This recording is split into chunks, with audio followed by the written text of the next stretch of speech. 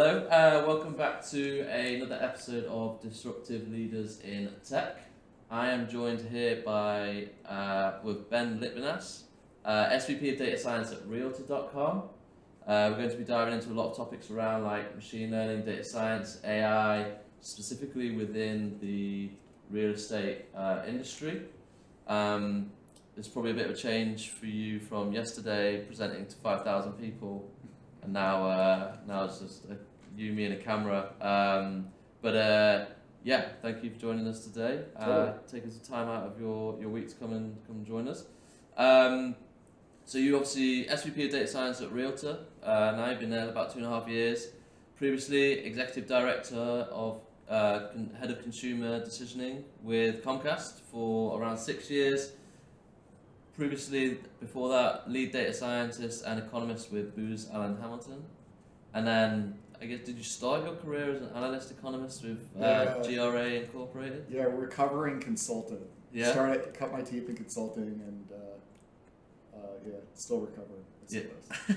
That was your first role. Yeah, it was. You know, I flew airplanes when I was younger. Yeah. And I wanted to be a pilot.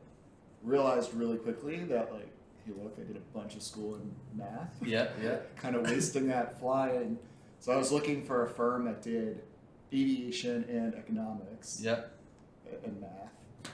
And they were like, it gets very narrow. You'd be surprised how quickly that audience dissipates. So there were like 3 firms in 2009. Yeah.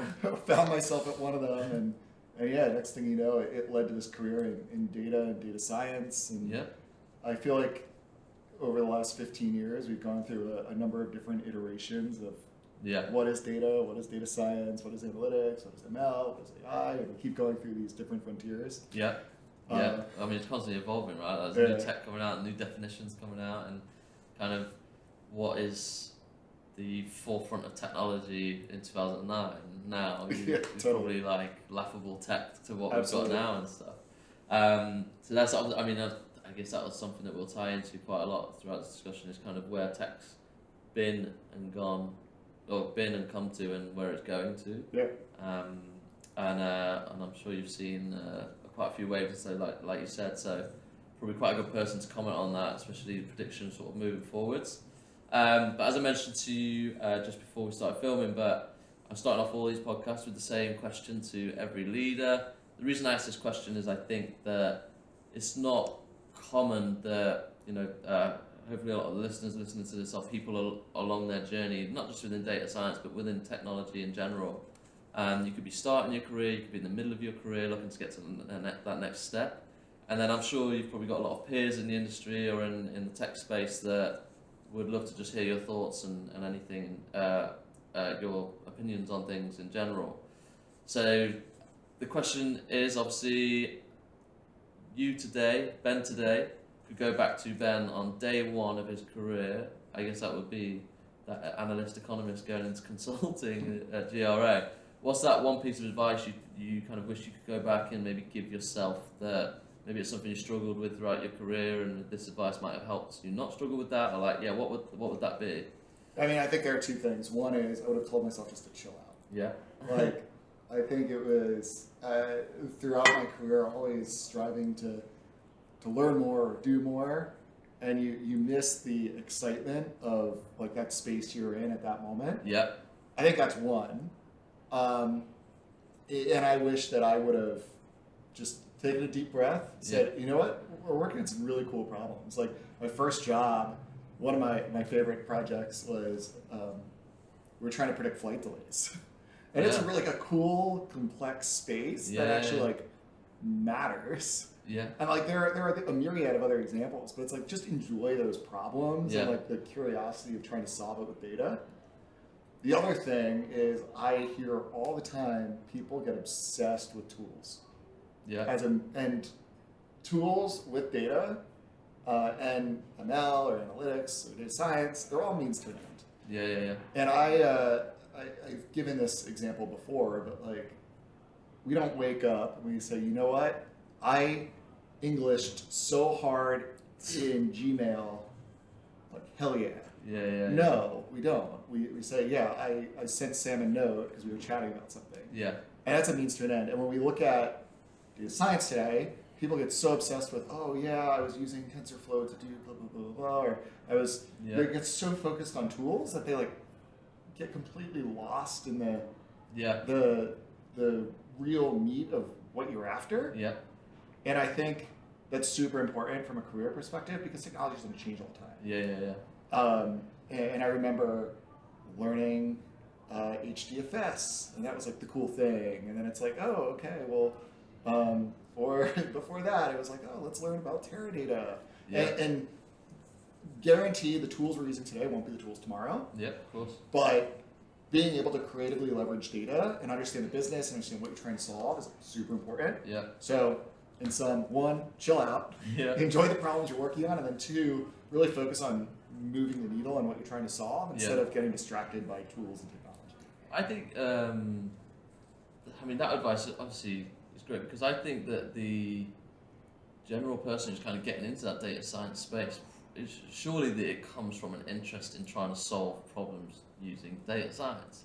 Yeah. So like predicting flight delays, like if you can get to a point where you've come up with a product or a project that sort of works and starts to predict that way more accurately, that's going to solve that particular example in general. Like, it's going to solve such a massive problem.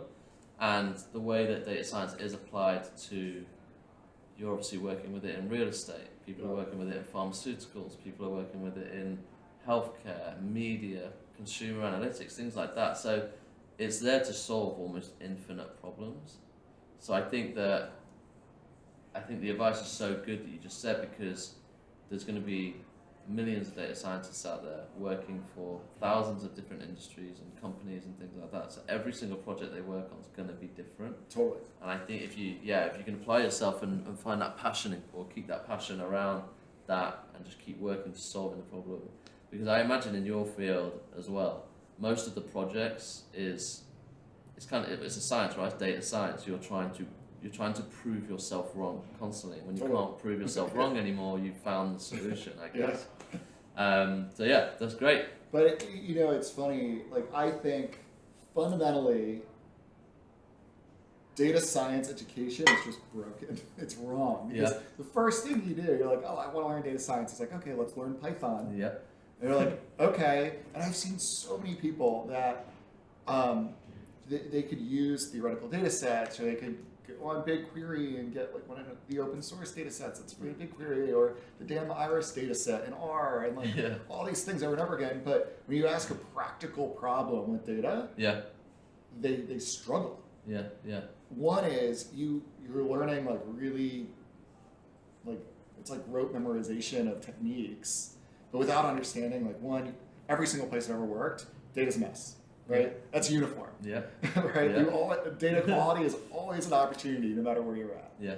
Two,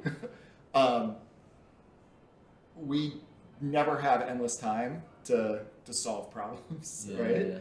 And as you keep iterating almost academically, inevitably you're going to reach a point of diminishing returns. Yeah. So it's like, I think really being front and center to your point on what problems are we trying to solve for, what is like an acceptable solution that we want to get to, and then let's keep iterating after. I think it's just one of those things. I think when you're getting involved in it and stuff, and like you mentioned, like you learn Python from day one, like the education's kind of like broken. Obviously it helps you kind of to a point.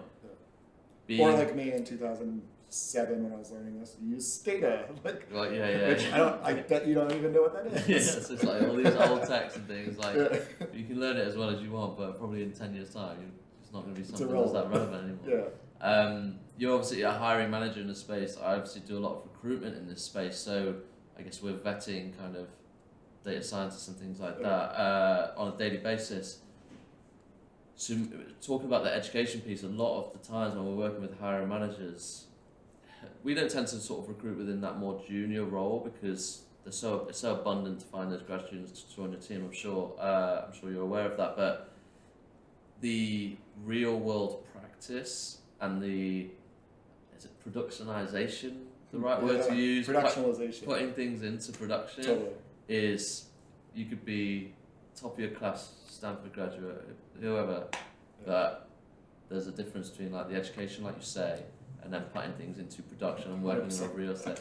Because there's no there's no blueprint, right? To here's a problem, fix the problem, and then just apply a blueprint over the top of it. Like there'll be something that can kind of help you, but I think it's more experience and then getting thinking in the right way from a business perspective is kind of the skill that you learn, and you can only learn being in the real world. Yeah, it's funny. I used to discount like seasoning, right? And I feel like a lot of data scientists, you want to be the smartest person in the room, and you're trained to be the smartest person in the room. And actually, I've had a number of humbling moments. I'd be lying if I said I didn't, but one of my favorite ones to talk about, I was working at Comcast.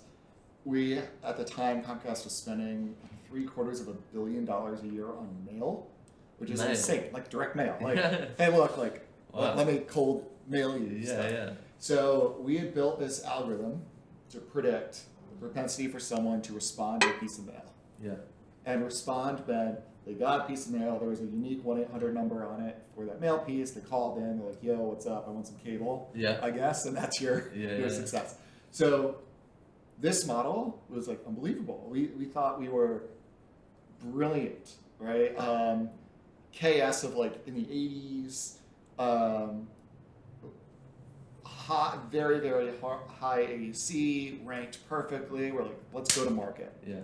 Flew to Atlanta, and there was a woman there that we were doing this test with, and we randomized a mailing list, launched this campaign. Yeah. We got the floor wiped with us. And we're sitting here like, what happened? And it wasn't that, like, in this test, we thought we were the smartest people in the world, we thought we had the best model, we were ready to go. We're like, something's broken. Like, clearly, they screwed up the test. They had to screw up the test. This model's perfect. Well, no. What they did was they engineered a feature. I guess she didn't think she engineered a feature. I would say she engineered a feature. Yeah. She removed anyone who didn't respond to a piece of mail for the last 6 months from her list. Okay. We theoretically have that data in our database, but we didn't engineer the feature in that way, right? We relied on doing like high dimensionality reduction statistically. Yeah. And it turns out that's like by far the most significant factor if someone's going to respond again. Have they responded to a piece of mail before? If they've done it before, then they'll respond again. So it's almost a personality trait. They're the type of person that would respond to that mail. So if you're building models and you're trying to say, okay, well, let's identify features. Well, hey, guess what? That's really important. But it taught me a really valuable lesson. And I swallow your pride. Two, models are always missing the most important variable, which is context. Yeah. So you could statistically build the best models ever.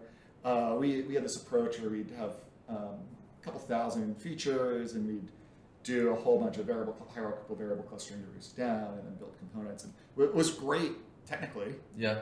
But in practice, it just kept falling short because we didn't understand the business in a way to really impact like the outcome. Yeah. And I've carried that with me. That was in, I think, 2014, 2015, something like that. Yeah. And I carry it with me every day and think about it because it's so valuable. And the only way you learn that is by having it happen. And by the way, that's not the only time. And I guess in any industry, not just data science or tech, but you can only learn, like you say, from going through that and learning from the failure of. Was it a failure or was it a learning curve? I'm a proponent of failure in a constructive way. I think that in many ways is a constructive way, and that learning you get is important, right? And I think about that with almost every application today that we're working on, application of data science. I think about that. Yeah. And say, okay, well, the only way, and what I prioritize as a leader, and quite frankly, like, one, I don't really have much time to code or build things anymore. I feel like all I do is PowerPoints and talk. But instilling that in my teams. Yeah. And saying, hey, look, let's really deeply understand the business. And for myself, prioritizing every operational aspect of the business and trying to learn it. Yeah. So that way we could build better algorithms, do better analysis. Construct better data sets, and really understand all that stuff. I think that constructing better data sets is a big thing that I think every company in the world is trying to improve on right now, because there's probably a ton of companies kind of out there that have gone and hired some fancy data science team, but they haven't. But like before, they've sorted the data out and stuff. Totally. And like that's something I hear from leaders all the time. Is like they come into a new role or something like that, and they've got a big data science team, but the data science models were only. I talked about this with Nate Rakovics a couple episodes ago, but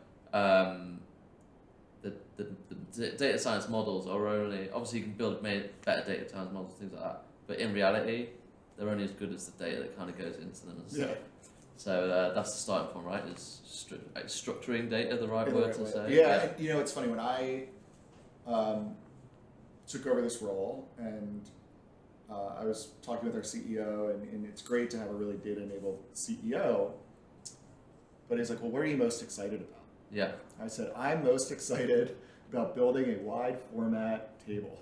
Yeah. And like, by the way, the team's doing a whole bunch of really cool stuff. We're doing like image recognition to find pools. Like, we're building our own structured data from images and text. Like, we're doing all new experiences with search, guided recommendations. We could talk about all that stuff, because that's cool. But what I'm most excited about is, one, when I started, we had 27 different AWS accounts, each with different data.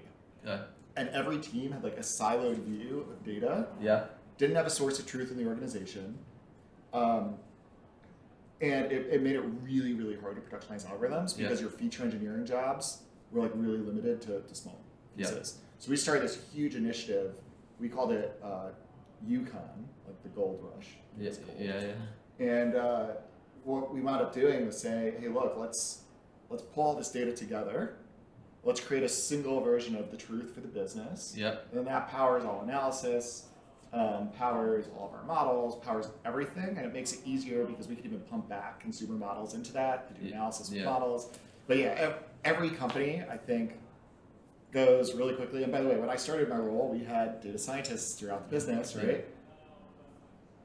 Their ability to be effective is so reduced just without that guiding light of structured data, thinking about it in the right way, I'll use that in quotes, and prioritizing like the less sexy work, because all of these data scientists aren't going to be really as successful nearly as they could be if they obviously a good transition point to talk about where Realtor.com is using data science and machine learning, and you touched on it now in terms of like when you first joined versus kind of where it's at now. So I'd love to hear more from you about what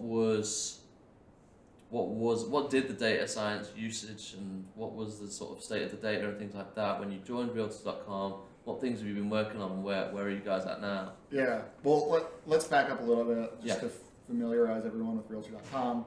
So we're the second largest residential real estate portal in the U.S. Roughly 100 million consumers visit our website every month. Something like 3 billion page views a month. Oh, wow. And then we work with hundreds of thousands of real estate agents, which are our customers, to really help them build their business. So if you think about what is Realtor.com, it's an open marketplace where we bring together potential home buyers, renters, sellers, livers, people who live in homes, with real estate agents, and try to guide both of them to create good experiences. Our goal is basically put people in homes. And I think where Realtor.com is different than a lot of competitors is if you look at some of the competitors are trying to build like really closed ecosystems, like, okay, let's build our own real estate agents, build our own title company, mortgage company. Others are very focused on real estate agents. We're trying to bring it all together. Now, buying a home is not the easiest, to be kind. And there are two main things that happen. One is you're afraid you're going to screw up, BOSU for screwing up, or you have FOMO and you're missing out. And previously that was really big in the market we just had, but now even more than ever, you're like, is now the right time? Am I screwing this up? Is this a good deal? Similarly for agents, especially listing agents, like how do you attract audience to your listing? How do you manage? So what I think our role is to help guide consumers through that journey, guide agents through listing and being successful. And if you think about the way the team, we made it come to fruition earlier with data, step one is deeply understand those consumers. Mm-hmm. So we build many consumer models to predict, why are you visiting the site? Are you a buyer? Are you a renter? Yeah. Do you have financing? All those things, so we could rearrange and guide the experience. We run a myriad of search algorithms, so we could help prioritize different listings depending on what that consumer's intent is. And then we also have what we call our referral model. It's called Ready Connect Concierge. Essentially, we use ML to match a home buyer with an agent. Yeah. And instead of, this is like a mutual success-based model. Mm-hmm. So we actually take a revenue share with the real estate agent if and only if the real estate transaction closes. Cool. So for us, we're incentivized to make really good matches. Yeah. Right? Let's pair our best consumers with our best agents, because for us, we only get paid if the deal closes anyway. Yeah, of course. And we're all in it together. But what that involves, it's actually really cool from a technical standpoint. So we combine all that browsing data. When you say, I want to tour a home, we'll call you within 4 seconds. Yeah. We collect rich first-party data. Yeah. And we say, hey, Sam, like, do you really want to tour a home? Do you have financing? Yeah. Tell us more about you, which we then, by the way, could pump back into those consumer models to build more lookalikes. Yeah. And then on the agent side, we do all of this matching to say, hey, you know what, Sam, Ben's best for you. Like, here, y'all should talk. Yeah. So those are just a few examples how we use machine learning just at a high level. And then, of course, all the teams to support that, right? So we have data teams, analytics teams, help the business, and a myriad of just other data functions. And are these, I guess, the machine learning inside of it, things like, are these, they're constantly like improving as they go along. So the more users you get, the more success rate, failure rate, I guess, because the model will learn from both directions, right? Absolutely, yeah. And one of the things that we monitor, like, it's really important to look at and have like your hero source of truth KPIs, right? Yeah. And the one that we look at is close rates, right? We want to make sure that theoretically, if we're doing our job well, we're improving close rates. Right? More people are getting the homes they want. And so that's kind of like our North Star, and we use that to iterate, retrain our models. We're always retraining, always rebuilding, and always testing. Yeah. And it's really fun. The team continues to blow me away every day. I feel really fortunate to lead it, but we have leaderboards where we're tracking all the distributions of our outcome versus each iteration of the model. We're randomly sampling about, I think, 14 or 15 different algorithms at once per like algorithm. So it's really fun to like kind of go through all that. And how, I guess there's so many like real estate websites out there that, you know, Zillow and things like that, but like, is anybody doing it to the kind of level that you guys are doing it to? Do you guys operate in a sort of separate space, so you're going after from a different approach? Yeah. Or is everyone trying to do the same sort of thing? I mean, our approach, I think, and it's really easy, I think, at face value to say, oh, well, you're all a real estate portal, right? Yeah, exactly. Yeah. Like I type into Google and I wind up a lot of audience on all these websites come to us. So, right? So type in 123 William Street. Let me see who lives there. Let me check it out. Oh, this is interesting. But what we're trying to do differently, I think, not I think, but is let's really make that open marketplace, and let's really so for example, we bring in options for someone to sell their home. We call it Sellers Marketplace. Yeah. And we've partnered with dozens of tools or I don't want to say vendor, but there are a myriad of options to sell a home. Let's educate Sam, the home seller, guide you through that. You can list with an agent. We bought a business and our integrated business that we call Upnest, where we use machine learning to provide 3 different agent recommendations where they do video interviews with you. They'll build a little thing. Hey Sam, this is why we could sell your home. This is what we do. We work with iBuyers. So for us, it's all about how do we educate and bring this and then guide. And guide different types of customers, buyers, sellers, and things like that. Because it has to work for everybody. It has to work for everyone. And then we're doing the same thing actually for listing agents. We just launched a new product, which is really cool. We call it listing intelligence. Essentially, if let's say you have a listing, you're selling your home, we will coach that listing agent on how to make their listing more successful. Yeah. So, hey, look, you should, right now we project that it's going to sell this quickly. We think you should do X, Y, Z to help improve your listing. We think you should, we build all these factors and then offer that up. So for us, it's not about like, oh yeah, we want to just get consumers, lock them in. Like that's what's different about our approach. We don't want to be a real estate agent. Like, we don't want to be a broker. You look at like Redfin, right? Redfin, they want to move you in your own agents. Yeah. You look at iBuyers, they want to buy your home really quickly. For us, it's whatever. It's a marketplace. Let's just bring all these things in there. Yeah. And there are going to be things that work for certain consumers that don't work for others. Things that work for certain agents don't work for others. Let's just help people. You're a tool. You're not going to be the agent or anything like that. Otherwise, totally. The founder of Realtor would have just gone and been an agent. Right? Exactly. And that's I think that's our competitive advantage, right? Is we don't want to be any of those one things. Yeah. We're completely happy being a marketplace that people come to and figure it out. And for us, what's really unique is how deeply we've integrated data and machine learning into the operations of the business to help do that guiding. Yeah. Right? And I think that's our secret sauce is we lean really into understanding consumers and helping them be successful by guiding them intelligently. Yeah. Awesome. And I guess obviously there's data science and things now that we've kind of talk about and machine learning and things, and then AI has been a word for a long time. And I said to you before the podcast, obviously, I'm trying not to mention the number one AI tool in the world right now on every single episode. But like I said to you before, like people now more than ever are aware of how amazing AI is already and is going to get. And the more AI and these amazing features kind of trickle down into our everyday tools, which is inevitably going to happen.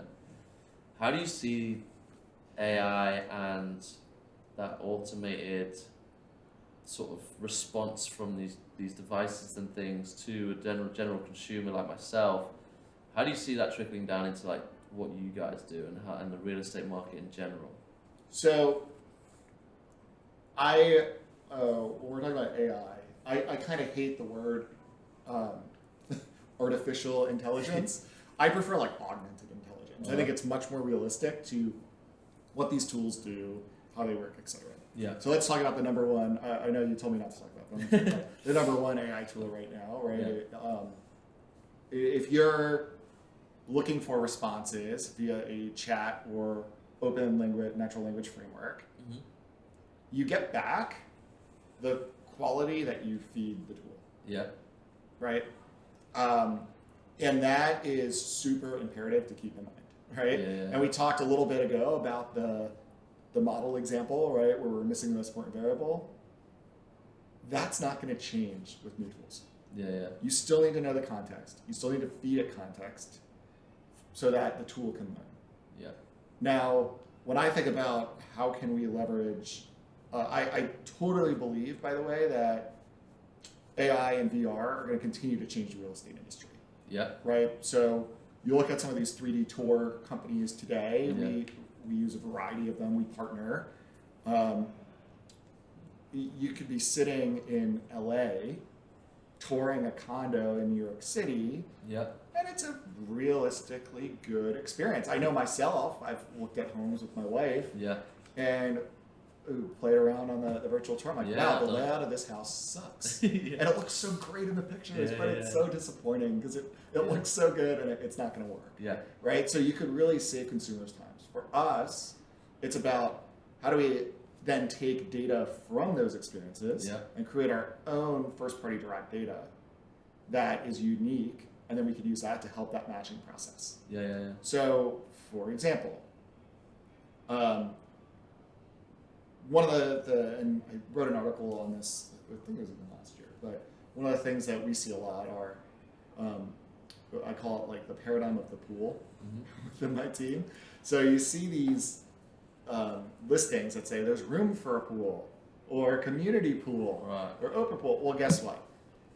Most of the models think that the stupid listing has a pool. Yeah.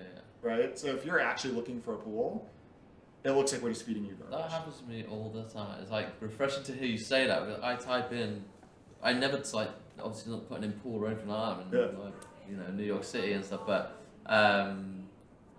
yeah, I often on these websites get shown houses, and like then it says like pool in the description or something like that, and then you like click through the pictures and there's nothing. So one of the things that we've done is we actually do computer vision on all the listing images. Yeah. We tag them with hundreds of tags that we've derived proprietarily. Mm-hmm.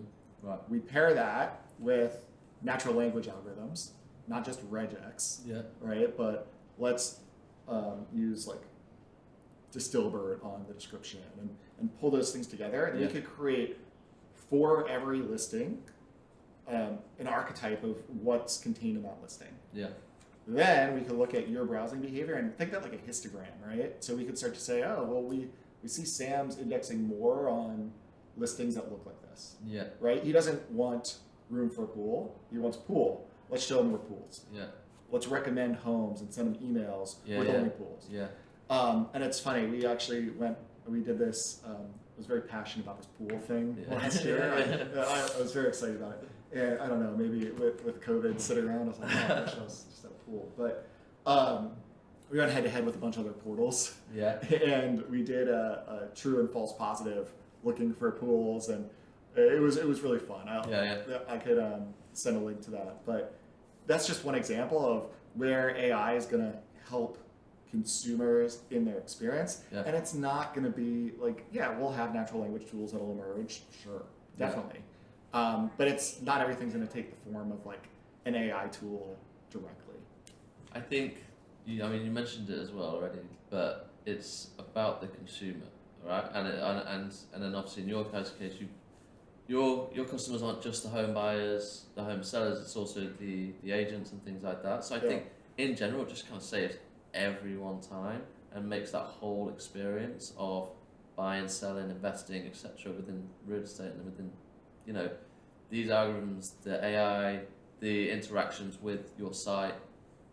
It sounds like where it's kind of going to go, it's just going to get much more seamless, time efficient process where you're being shown exactly what you're kind of looking for.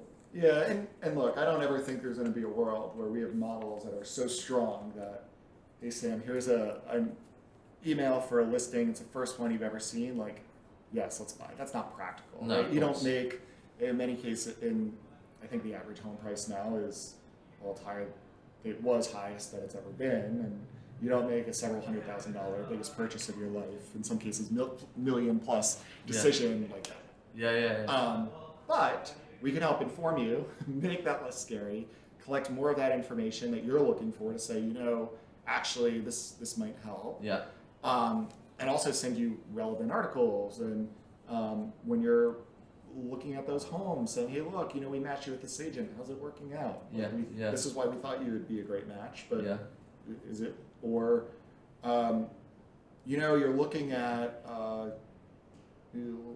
say in Brooklyn for a home, right? You're looking at downtown Brooklyn, you're looking here and here, here. Yeah. Why don't we actually extend your search radius a little bit and recommend some neighborhoods that may even be more relevant for you? Yeah. Right? Like, hey, have you checked out Gowanus? And those are the sorts of things I think that you'll see really quickly in portals develop more and more and more. And I know we're working on all of those. I think we've launched most of them already to some extent. So you'll see a lot more making it easy, making a home buyer informed, seller, renter, etc. There's nothing really much more to it in terms of just making experience better for the consumer and the users, right? It's not like, you use data science in all these different fields, there's different challenges and different problems, but in terms of like the real estate industry in general, because it can be, I'm sure everyone knows, anyone who's bought a house or sold a house or been through that process whatsoever, even just renting it, you have to deal with these different people, and most of the time you are trying to find the right agent for you and stuff, and it does take time. Like I've been through that process myself where I've worked with an agent and I'm just like, you're not understanding, like and then you go and speak to another one, you're like, this is what I want from an agent or something like that. And I guess your tool would definitely help pair that up much better and kind of reduce that and constantly get better at improving that. Yeah, I mean, one of the things that I think you'll continue to keep in mind, like we'll have to keep in mind with real estate, is there's a lot of really good information out there. There's a lot of really bad information out there. Yeah. At the end of the day, it's still, like I said before, a really scary process and really frustrating and could be potentially confusing.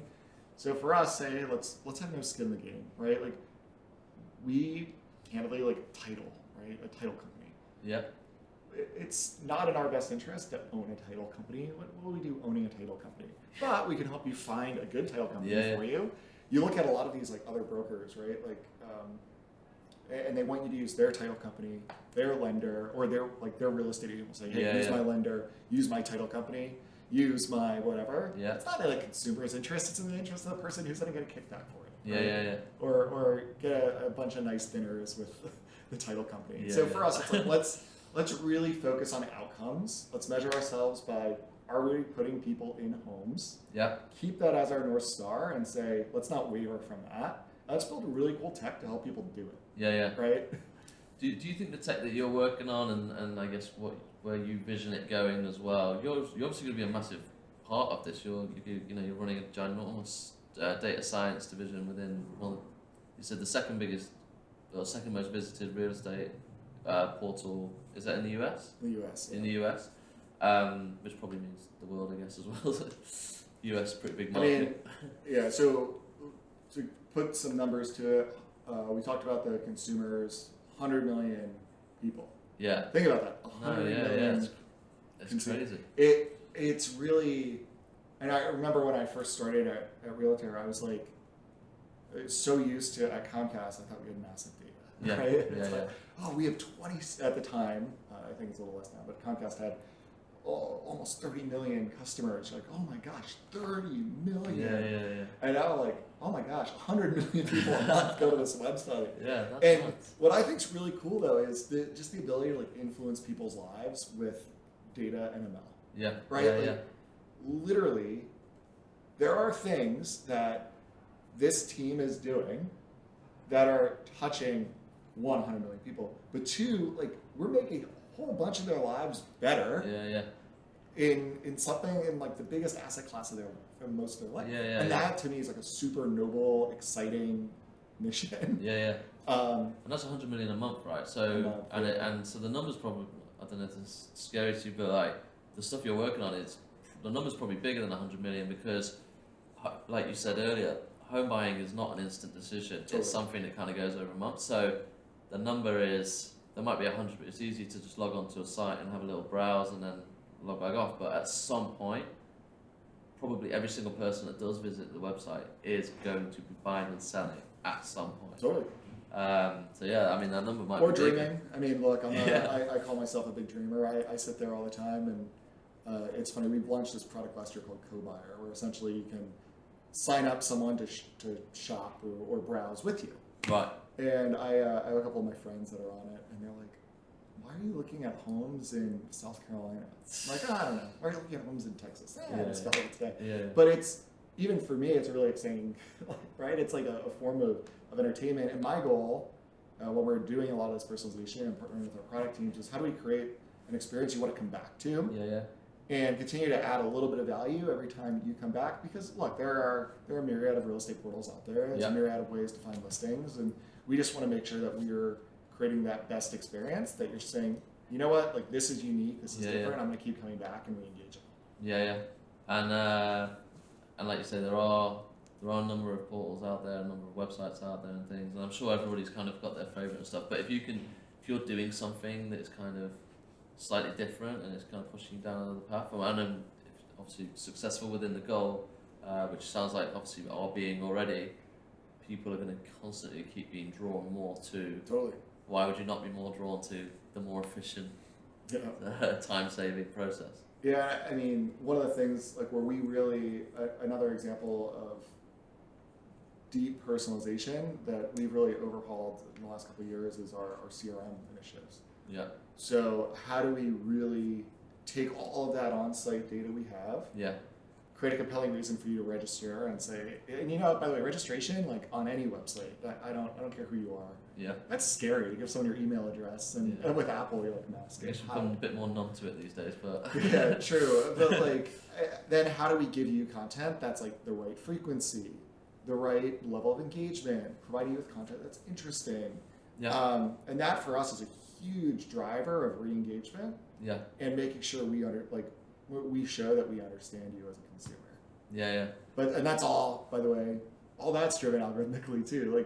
So what I think is really neat with Realtor is, I know every company probably says this or aspires to say, yes, we are a data-driven business, right? For that a billion times. I think we actually are. And over the last 2.5 years, I know that there isn't one part of Realtor.com that we haven't chipped through and said, how can we make this better with data as a company? This isn't like just our data teams or our data science or ML teams saying that. Like the company is saying that. One of the things we've done that I'm really proud of is really accelerate experimentation. So again, experimentation is a loaded word, by the way. But when I started, we did maybe a couple dozen tests a year. Right? And a lot of the decisions that we made were driven by gut feel. So, hey, we think this is a better experience, or we think consumers would like this. Let's launch it and see what happens. So we invested heavily in an experimentation platform. We are doing thousands of experiments a year. There is not one new product feature that is not extensively tested. And when I say tested, it's not like a smoke test or like a does it work functionality test. It's statistically, what value does this feature have for our business, and what value is it creating for our consumers and customers? Well, I bet the leaders around the board table would love that knowledge as well. They're going to launch a feature and invest money into it. You said this statistically is what value this is kind of going to bring to the business and stuff. So I bet that makes your job. It's fun. Exciting and fun. Yeah, I mean, so we do this thing where we literally 2 days a month, we have product reviews, and we'll go through and we'll say, hey, look, these are all the tests we launched. Let's go through them all. The PMs that created the product, present it with their engineering partners. We have a culture that celebrates not only like, hey, look, this was great, but we actually say failure is good too. We have an OKR within my team where we say what % of experiments should not be successful. Because guess what? If every single thing you're doing is successful, 1, you're not taking enough risk. 2, I'm calling BS on your approach. And then 3, you're not learning. So, but that's really culturally one of the things we've focused on is like, let's get experimentation going more rapidly. And now it's a good problem to have. It's like, okay, we have to be more creative in how we do traffic routing, right? You're like, oh, you have 100 million consumers. That goes pretty quickly when you're doing like hundreds of experiments or thousands of experiments. So we need to be really creative about that. We have to look at different approaches to doing testing, look at Bayesian or Cupid or all these different approaches. And then we're launching on the back end really big self-learning systems with multi-arm bandits to do experimentation. It's really fun. Like we're doing a lot of really neat stuff. I'm not just saying that because you're here obviously, but I mean, real estate is just a personal thing that I'm passionate of mine. Like I invested into like the Austin market and stuff like that. So real estate is definitely something interesting. And then obviously my day job is, and something I am passionate about as well, is like learning this data science and machine learning. So it's great to be able to sit here and like listen to you kind of talk about this, and then I can see like the excitement and the fun that you're having as well. Is this something that I feel like you've probably been very passionate all along your career and stuff, and it goes back to the advice you talked about at the start, is like kind of just chill out and kind of enjoy the ride. But I imagine a lot of what you weren't being chilled out around was the passion and the kind of fun and excitement you were kind of having within solving these problems on a day-to-day basis. Yeah, I mean, I think I guess to your point, yeah, one of my personality traits is I could get excited about a lot of things. I think I unfortunately for my wife and a lot of my friends drive them crazy. Like I can't sit still. I need 50 things going on. Always need a hobby. In the Uber here, like need to be like on my computer, even if it's like a 15-minute ride. But one of the things I think is really critical is to be excited about what you're working on. Right? And to think about the opportunity. And to think about, well, you know, and I learned this at Comcast initially, is you don't have to hit these like home runs every single time you're doing something, especially when you're touching so many people. Right? Very, very small improvements can have huge outcomes when it's on a scale of tens of millions of people. And that's something I very, very much try to keep in mind too. And I think, especially when you look at these digital businesses and marketplaces or even more traditional businesses, it's like think about the scale that you're having. And then put yourself in the shoes of a consumer and say, how do I delight the consumer with the end product we're building? And go from there. I mean, candidly though, I got made fun of the other day at work because we were talking about simulation on some pricing work we were doing, and they're like, wow, you're really excited about, you must be really passionate about pricing. I'm like, not really, but fair enough. Just this project, Yes, but that's something I'd say. And to that earlier advice, it's one, just chill out and enjoy the problem. Right? Like, just intellectually say, like, what would, if I were browsing this website, let's use Real.com as an example, what would make me happy? And how do I make sure I keep that empathy in mind? But two is also like on this journey of your career, you're gonna have so many opportunities. You're gonna have lots of opportunities to advance. You're gonna have opportunities to lead teams. You're gonna have opportunities to do different work. I found early in my career, I was always running to that next thing. Right? I was a consultant. I wanted to go to a bigger firm. I was in industry. I wanted like a bigger role with more stuff to do. And you know, what I've realized is that stuff all comes in time, right? But being able to look at something, and especially when it's consumer facing, that's the best. Is be like, we built that, and it's cool. And like, well, we did this one thing where if you go on the Real.com app, I was half tempted to pull it up and show you, but we do image tagging of rooms where we're doing computer vision on the listings and then grouping the rooms. So now instead of you having to flip through 24 photos to find the kitchen, it actually buckets them. You just say kitchen, and it'll show the kitchens. That's live, right? That's live now, right? Yeah, I'm pretty sure I used that like 3 days ago. We have tens of millions of clicks on those a month, right? Lots of usage in our mobile app. Like that's awesome. And I look back at like old Ben, and old Ben would be like, all right, cool, what are we doing next? And it's like, let's celebrate the fact that like we're doing cool shit. Like that's awesome. And let's enjoy it and really work on and let's, instead of focusing on what's next, let's just focus on like here right now and the problem. That's kind of what I meant by this whole thing.